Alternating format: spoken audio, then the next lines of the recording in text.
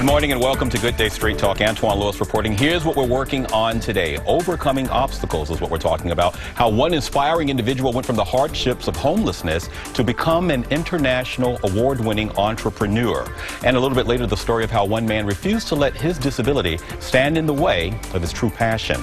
But first, two-time cancer survivor Sean Swarner has been regarded as one of the most inspirational people of all time, as his accomplishments have risen to incredible heights, literally. Joining us to talk more about his inspiring journey is Sean, who's also the author of the book, Keep Climbing, How I Beat Cancer and Reached the Top of the World. Very interesting title. Well, thank you very much. Thank you so much for being here. But a little bit about the title of the book first. How'd you come to get that as the wording that you wanted out there? Keep climbing? Yeah. Well, it's very relatable to what you have to do in life to succeed, and relatable because everybody has struggles and issues on a daily basis. And the people who are happy are the ones who keep climbing. And when I was battling for my life, I had to keep moving forward and keep moving up. Let's talk about that. What happened to you when you were 13, Sean? I wish I could say I had a normal 13-year-old life. Buckled and popped. Okay. That injury ended up changing my life forever. I was eventually diagnosed with advanced 4-stage Hodgkin's lymphoma, and as a 13-year-old 8th grader, the doctors gave me roughly 3 months to live. Stage 4. Stage 4. 13. No other indications before? Nothing. No night sweats, no swollen lymph glands, and what I had was Hodgkin's lymphoma, which actually is a cancer of the lymph system. Mm-hmm. You know, so I had cancer basically from head to toe. What is your mom, who told you what happened, and how do you prepare a child, you know, for something like this? Yeah, that's the crazy thing. You know, being older now, I'm looking back at my life and I'm thinking, okay, well, first of all, cancer is not an individual disease. Right. And I'm thinking, okay, well, I pulled my family along this whole trip. And when I was 13, I really didn't fully understand what was going on. All I knew was I was sick. And all I knew was I wanted to be better. I wanted to move on with my life and become a normal teenager. But like I said, now I'm looking back at my life and realizing it was probably more difficult on my parents, because they're sitting there looking at their child who's laying in the hospital bed, right, who's 13 years old, their firstborn son dying. And they, you know, being a parent, you can't take that illness away from the child. You can't really do anything. It's up to that child to pull through. I went through roughly a year of chemotherapy. So because of the medicine I was on, the prednisone, which is a steroid, I gained about 60 pounds, lost all the hair in my body, lost everything, lost my friends. I mean, I remember my friends were out chasing girls, you know, collecting baseball cards, having a great time with their lives, and I'm 60 pounds overweight, sitting on the bottom of the shower floor, pulling chunks of hair out of the drain, crying my eyeballs out. But thanks to the miracle of modern medicine, family support, prayer, and just that inner will to get up out of the hospital, a year and a half later, I walked out a hairless, happy, bloated young man. Well, we want to let everybody know you grew up in Ohio. Willard, Ohio, okay. And home now is Denver, Colorado, right? Close, up in the mountains near Breckenridge, Colorado. Breckenridge. So you get through this, 13 becomes 14, and the treatments. You know, I'm still a little surprised that the teammates didn't stick by you, that you had to deal with that on top of else the teen angst that comes. Then you turn 16 years old, and what happens? Well, 16, I was going in for a regular checkup for the first cancer when they found a second cancer. And I was diagnosed with another primary tumor, completely unrelated to the Hodgkin's. This one was, when I was diagnosed, actually in one day they found the tumor on an x-ray. They did a needle biopsy. They took out a lymph node. They put in a Hickman catheter, which is like a permanent IV. Okay. They cracked open my ribs, took out the tumor, and started chemotherapy in less than 24 hours. The reason they did that was because it was a type of cancer called Askins sarcoma. It's a neoplasm that affected my upper right lung, between my lungs and my ribs. And it was so devastating. It grew from nothing to the size of a golf ball in about 3 months. And as a 16-year-old, after they diagnosed what it was, they only gave me 14 days to live. So your family and you go through this again in about 3 years, you know? Exactly, yeah. Now you're a little bit older. You've understood it a little bit more from the first time. How do you process it? What does the family do? And then tell us about the treatment. Again, it's difficult because the first time I really didn't understand what was going on.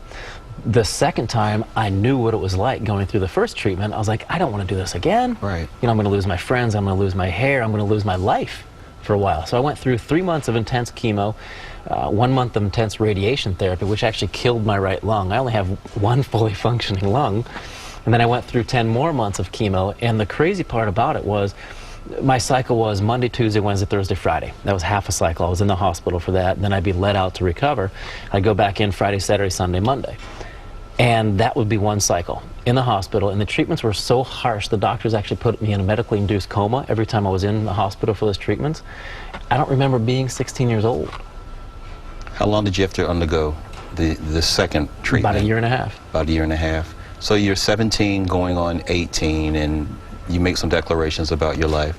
Tell us about that. Well, initially I decided, you know, I had my life back again. You know, I was back being quote-unquote normal, if there's anything normal for a teenager.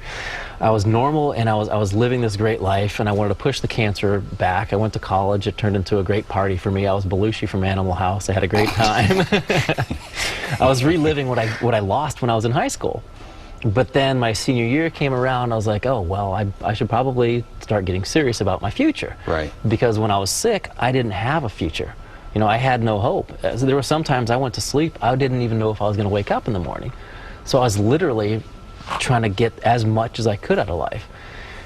Till I started realizing, all right, well, there's a future out there somewhere, and I have to go grasp it. And that's when I decided to become a psychologist for cancer patients and help people that way. Because I figured I'd been through a lot, and like I said before, it's not an individual disease. I could help the patients, I could help the families, you know, I could see different perspectives and really help them with that. The title of your book suggests mountain climbing. So when did that inspiration come? When did you decide, you know what, enough with basketball, and, you know, I want to try something else, and you picked mountain climbing? Yeah, I know my friends joke around. One of them says, you know, well, it's because I gave him a book to read about Mount Everest. One of them says, well, it's because I gave him a CD about music on the mountains and stuff. So they're all trying to lay claims as to what the inspiration was. Okay. But it was because I honestly, I took a sabbatical from my studies, and I started looking back at my life and realizing every step I took was a choice to get me to where I am now. And I decided I had my own baggage to deal with from the cancers. And I also knew that life was too precious and short, and I wanted to make a difference in the lives of people touched by cancer around the world. And I literally wanted the highest platform in the world to scream hope. Well, you chose it as we look at the video of it. Everest? A 29,000-foot platform for hope. And I have a saying that the human body lives for roughly 30 days without food. The human condition can sustain itself for about 3 days without water. But no human alive can live for more than 30 seconds without hope. Because without hope, what do we have left? You started a foundation also, the Cancer Climber Association. My brother and I founded that, I believe it was 2000, 2001. And the initial idea was to fund research, but there are so many organizations out there doing that. We decided we wanted to do something here, something now. So what we do, and I've done this for the past 12 years, I take a cancer survivor who we distribute a grant to. So we're actually accepting applications right now. Just go to SeanSwarner.com and you can send me an email telling me, you know, how long you've been in survival, what your goal is, you know, how you're going to use climbing Everest as your platform to scream hope. So we're accepting applications for that, but anybody can do it. So with the Cancer Climber Association, we actually use that as a platform to scream hope, and through other survivors, inspire people in the same cancer family. Now, tell us about your connection to the Empire State Building. Well, I just finished the Empire State Building run-up presented by Marmot, and it was an awesome challenge. You didn't think twice about doing this, and you know?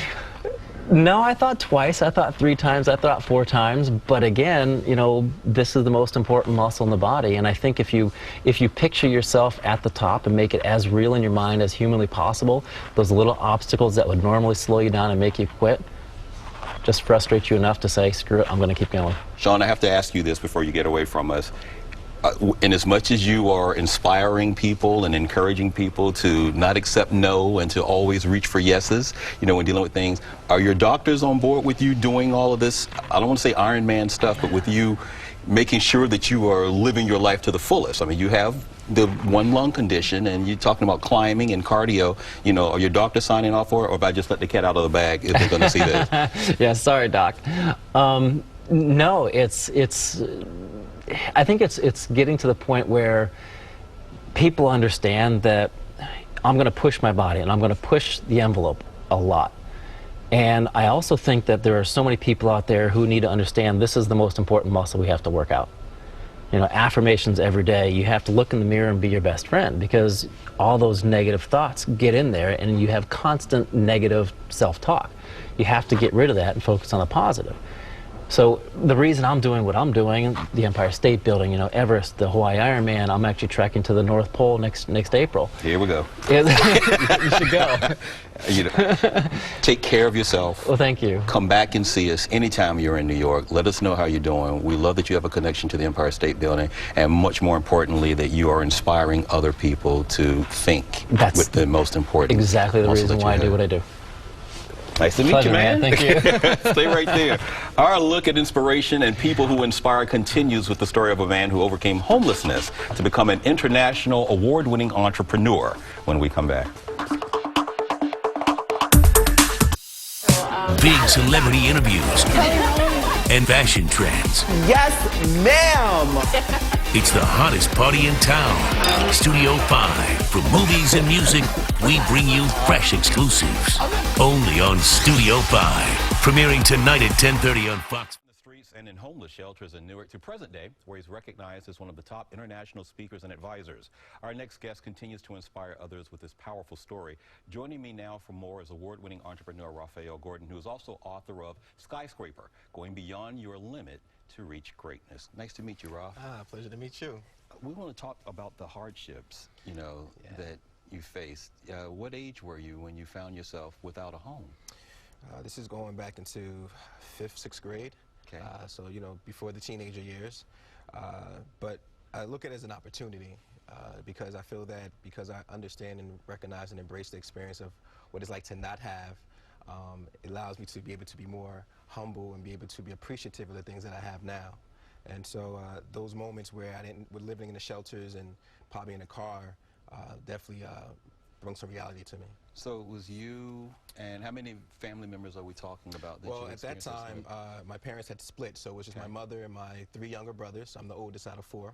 Okay. And so there was times where I had to, you know, had to step up and be the man of the house, per se. And so there's times where I had to spend the whole day bagging groceries at the supermarket, making about $30. Some people would give me food stamps or whatnot, and those were the things that I had to do to be able to put food on the table when my parents weren't around, and it was just my brothers and I in those homes and them shelters. So we're talking 80s, 90s? What? These were like early 90s, mid 90s, yeah. Early to mid 90s. Yeah. And then I ended up going to, right before high school, I got a chance to stay with my father for about almost a year, you know. But after that, I was living from house to house with individual family members and friends of that nature, and then, but I always kept it to myself, you know, kept a smile on my face because I felt that I can get through it. I don't know where it came from. I always say God, but it just instilled in me to just stay focused and be persistent. I want to ask you about that because we're talking about a young man, a young African-American man growing up in Newark, you know, in the 90s, you know. A whole lot of avenues, a whole lot of influences, a whole lot of paths. You could have made a left and went down, or a right and went around, you know. But you sidestepped all of that. How did it happen? I mean, could have just been friends on the corner that would have offered you a quick way out, perhaps, or something. But you know, this is the interesting thing, and I tell these in my seminars, is that I'm a village child. I am a true example. When my mother wasn't there, when she had to leave and she couldn't handle it anymore, I had a principal who became my school mother. I had a job working at Planned Parenthood in the summer as a teen counselor. The woman that was there was my job mother. You know, the mayor's aide at the time, Mr. Potter. He was the guy that told me once a week for 1 hour on a Wednesday, I want you to walk down to City Hall, and I want to see you. I want to see what you're doing. I want to know everything about 1 hour. And those particular situations kept me going. There were people even on the corner, the drug dealers and those who were in gangs, who said to me, you know, I see something in you that of myself, and you know, because of that, I don't want you out here. Let these other knuckleheads do that, but you, I want to see you go to school. And if you think that there's something out here that's negative, figure out a way to make it positive. So instead of selling drugs, I sold candy. And I was able to make a lot of money selling candy in school, but that was my way of taking something negative and making it to something positive. Now, was that your first company? Can we consider that your... Yeah, definitely, yeah. Infinite Productions was my first company. And I started it at the age of 15 at Arts High School in Newark. So, all right, you candy, all right. Candy kingpin, right? No, but if you have to be a kingpin or something, candy or chocolate yes, is probably right. the safest thing. Absolutely. How do you transition, Rahfeal, from that to the same business entrepreneurial spirit at such a young age? What was the next step? You know, I think it was the aspect of the leverage of understanding what network was, because of the fact of you know, having this business at a young age. You know, I was able to show individuals or show people that I had some type of determination, I was organized, that I was persistent in achieving goals, and because of those village mothers and fathers and uncles, they were able to help me to be able to find things to leverage that into something else, and which was college. You know, so that's what helped me get to the higher learning aspect. What's your mom saying when she's watching all of this go? You know, I mean, she has got to be, then I imagine now, but right. When you're watching this happening, you're seeing your child who's overcome living in a car, right. You know, at one particular point to, you know, starting a company and now going on to college. How did you and your mom's relationship handle that or process that? Yeah, it was different because it was off and on. Like it was a solid relationship, but it was also a lot of friction there too. The reason was because of the fact that I didn't have my father consistently in my life, and but to see me now, she's so proud. I think I also give a lot of credit to my grandmother. She played a big deal. Her and my grandfather, they played a big deal in my life, you know, and they always instilled to me to keep going, and no matter what, to keep God first.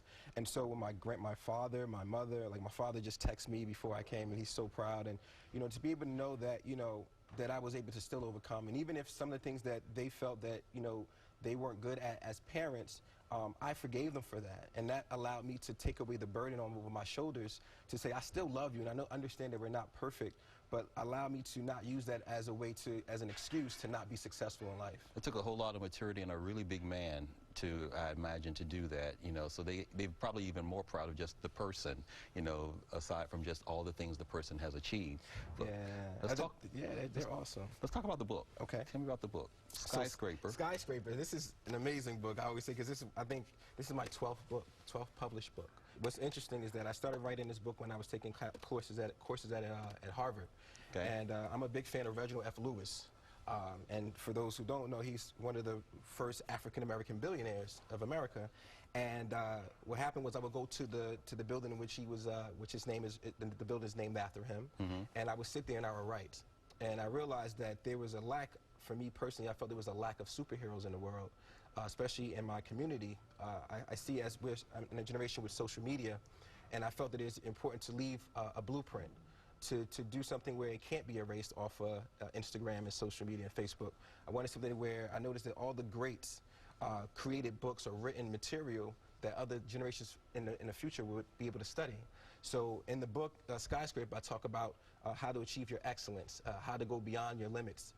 I did a case study for 6 months on great individuals and leaders from around the world and figure out what the similarities were. And one example is that they all woke up at between 4 to 5 o'clock in the morning, and that was what we called the God hour. And that's where they would be able to be at peace. They would pray, or they would meditate, they would work out, but they would get themselves prepared for the whole entire day. And I felt like, you know, that had to be documented. And a lot of the methods that I use to get me from being a local leader and a local entrepreneur to a global leader and to a global entrepreneur, I wanted to document that because I felt it was important. And even if it doesn't get a lot of exposure, it's still truth. And so for those, you know, they always say, like, you know, birds of a feather flock together, but hawks, there's never many of them. There's always a few. And I felt that the few that are able to lead the masses to a great promised land, I felt I need to be one of those advisors for those people. Rahfeal Gordon, the book is called Skyscraper. Skyscraper. All right, nice to meet you. Stay right there. All right. Coming up, how one man did not allow his disability to stand in the way of his dream job. His story when we come back. This man knew what he wanted to do at an early age, and he was not going to let anything stand in the way of his passion.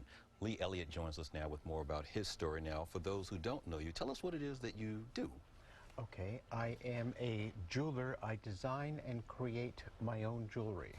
I've been doing it since I opened the store in 1965 in Greenwich Village. 65? 1965. You must have been like a kid. It was the year that I graduated high school. Okay. So, yes.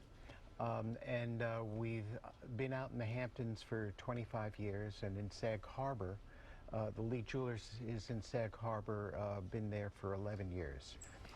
My jeweler's bench is a part of my shop, a part of my life. I love the bench work. I love the creative process, designing. I love dealing with the customers, trying to make them laugh. And again, the creative process of designing and creating jewelry is something that I love. Lee, where did it start? When did it begin for you, jewelry? When were you drawn to creating and making jewelry? In Greenwich Village, we were best friends with a jeweler, and I became a fixture in their store, and eventually they showed me how to make a little bit of jewelry, and I've been doing it ever since. I was born with the right hand, and in fact, when I was in elementary school, I learned the word ambidextrous, and I said, oh, that's me. I use my right hand almost as much as I use my left. I hold things with it, and I hold my torch with it, and I hold a hammer with it, and it's definitely a part of who and what I am, and who and what is the process of making jewelry. Before we get into the exquisite pieces, I want to talk to you about, at any point, you know, we've been talking about overcoming obstacles and not letting anything get in the way. Right. You know, how much of a role did your parents play in pushing you to not letting you fall into, you know, being depressed as a kid and making sure they kept Lee on the right path and in the right mindset to where you are successful as you are today? Well, my father owned a hardware store when I was born, and just living in the spending a lot of time in the hardware store and playing with the tools is a large part of who I am. And we never made an issue of the hand. My mother was a dress designer, as in creative process, as in artiste, and I am the combination of the two, mother and father, the hardware store and the designer. Yeah. So you also passed it on to your own family. Your daughter. My daughter works with me, and she now makes beaded jewelry, whereas I am the metalsmith. When you have to talk to other people who may have disabilities and may not have the positive attitude, you know, and the drive and the gumption that you have, what do you say to them? Well, best example for that is elementary school career day. I would come in with a lot of my jewelry and some of my tools, and the elementary school kids, I would give them 10 minutes to stare at my hand, and I would finally say, I see you've noticed my hand. Well, some of you might think that I'm handicapped, but what do I do for a living? I make jewelry with my hands. And I am different, and you are different, and you are different, and we can all do anything that it is that we want to do. So look, we have to let everybody know, this was Lee's first TV interview. You did well. You were so nervous. No, you did great. We're going to put the information up so that people can come and check it out. To learn more about today's topics, go to fox5ny.com. You can also like us on Facebook as well as follow us on Twitter. For all of us here at Fox 5, I'm Antwan Lewis, and we'll see you next time for more Street Talk. And as always, thanks for the company. Are you on Twitter also? You on Twitter, Facebook?